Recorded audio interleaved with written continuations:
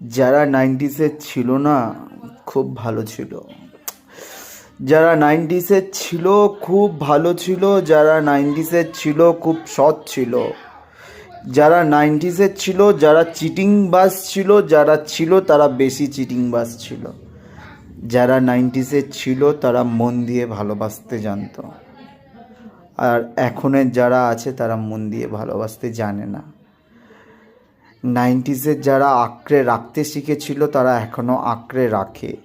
যারা এখন আঁকড়ে রাখতে চায় তারা রাখতে পারে না।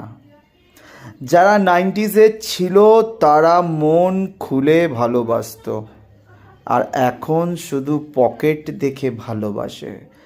যারা নাইনটিসের ছিল তারা গান শুনে ভালোবাসতো, এখন তারা মোবাইলের রিংটোন শুনে ভালোবাসে।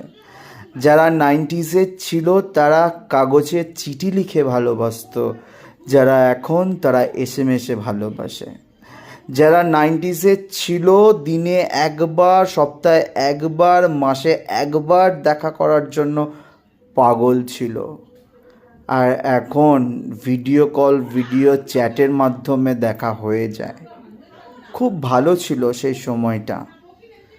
সেই সাইকেলে প্যাডেল করে করে ঘুরতাম, যেতাম। এখন তো মানুষের বাইক, স্কুটি সব হয়ে গেছে। এখন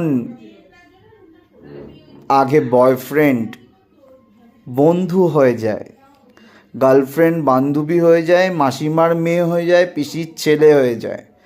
আমাদের বেলায় ভাই ওইসব হতো না। আমাদের বেলায় গার্লফ্রেন্ডই থাকতো। গার্লফ্রেন্ডের বন্ধু সেটাই বন্ধু হতো, আর গার্লফ্রেন্ডকে আমরা নিজের গার্লফ্রেন্ড মানে নিজের ভাবে আমরা মনে করতাম। সেই জন্য নাইনটিসের গান সব হিট। এখনের গান চলে আবার বন্ধ হয়ে যায়, কিন্তু নাইনটিসের গান চির অমর, এখনও চলে।